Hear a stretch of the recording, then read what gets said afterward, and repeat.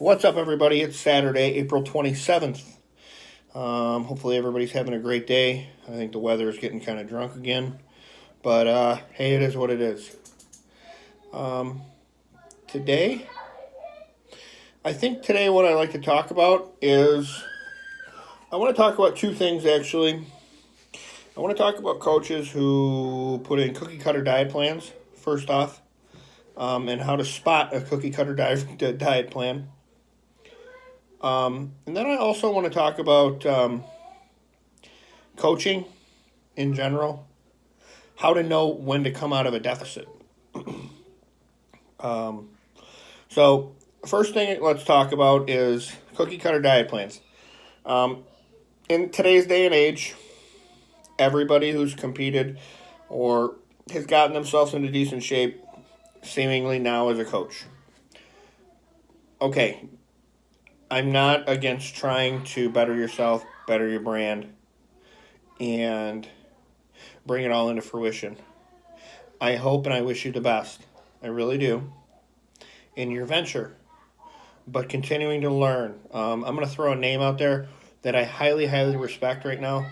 I talk to him frequently about specific things that will help better my health, which is Dominic Cusa.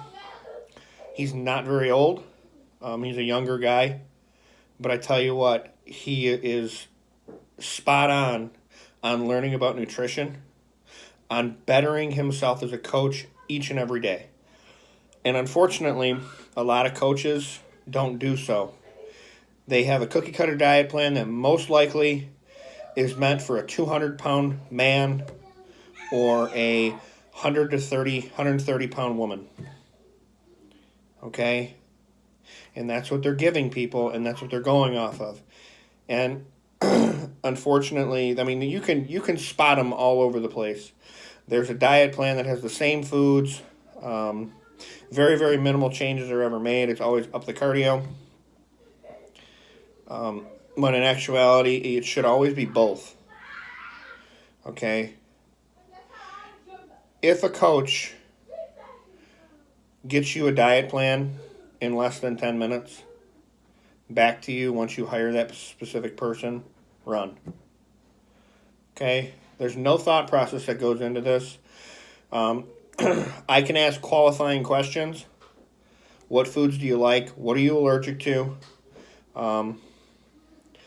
How would you rather have your diet structured? There's another question that I'll frequently ask people. Do you like more fats? Do you like more carbs? Unfortunately, your protein's probably going to stay the same. But we can structure those around as long as you hit minimums every day. Okay? Don't tell me I want 350 carbs and 10 fats. Not going to happen. But the point is these guys, a lot of times their coaching pays for other things to better them. It's not for them to create a brand or a business. And like I said, anything to make money and support yourself is great. But understanding that this person probably does not have a ton of nutritional knowledge is another thing.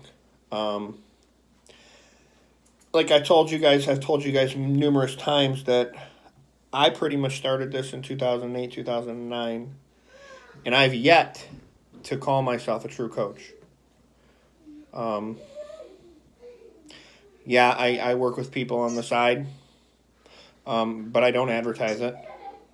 I get pretty good results. I also don't advertise that. But the thing is I'm constantly making changes with this person. I will adapt to different dieting styles. If you're somebody who says you perform better on lower carbs, we can do that. Higher carbs, lower fats, we can try that. I'm willing to try anything. You know your body at this point better than I do. I have to be given the opportunity to actually learn it. Once I figure out how your body operates and it ticks, that's a different story. Just because you like more carbs doesn't mean you're not glucose sensitive or carb tolerant. Okay? For the longest time, I was not carb tolerant. I would run 14 weeks without carbs. And then somebody else was learning my body at that point. But now it seems like I'm becoming much more carb tolerant, where I'm able to give myself some carbs and do fine. But somebody's learning that. It's not just let's try it.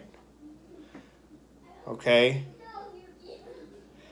So just be mindful when hiring a coach. The people that I only really work with are people who know me personally, are willing, I will come, they can come to my house.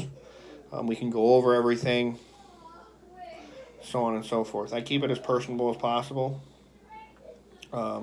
Text me whenever. I answer it really quickly, so on and so forth. Okay. Second part. How do you know when to come out of a deficit? Well, first off, what's a deficit? A deficit is when you're within your calorie range. You're setting at your BMR with your multiplier, which we've went over before. And I'm taking away something like 500, 750 a day from that. Okay? Now, you're on this path, and you're losing weight, you're losing a ton of fat, and we're going great. And then all of a sudden, what happens? We hit a wall, and it just seems like we can't move. Okay? So what do you do? What do you do at that point? Okay, we're going to continue to push through. I'm going to up the cardio, and I'm going to change the diet. Okay, I'm going to lower your calories, and I'm going to up your cardio 10%, let's say. So if I'm doing,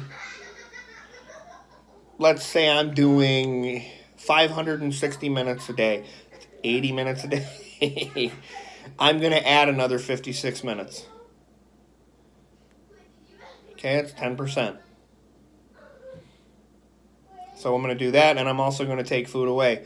But what happens if we're still moving really, really slow? Another thing I'm going to look for is you're going to get sick all the time. You're having a hard time with common colds, getting rid of one. If I see now, so now we're not only fighting the fact that you aren't moving weight, we're also fighting the fact that your immune system is so suppressed that we can't do anything. Okay? The hardest thing to ever tell anybody is, I want to pull you out of a show. Or I want to pull you out of a deficit when we've made so much progress. But unfortunately, that's just the nature of the beast and how this goes. Let's take a diet break for 2 weeks. I'm going to raise your calories slowly and reverse you out and see how much we can actually feed you into this. It could work. For some people on a first-time reverse diet, they actually continue to lose, which is great because now your body is adapting again. And our bodies are very, very interesting things. And that's what a lot of people don't really realize is how interesting the human body can actually be. Like I said, I thoroughly enjoy learning how somebody's body operates.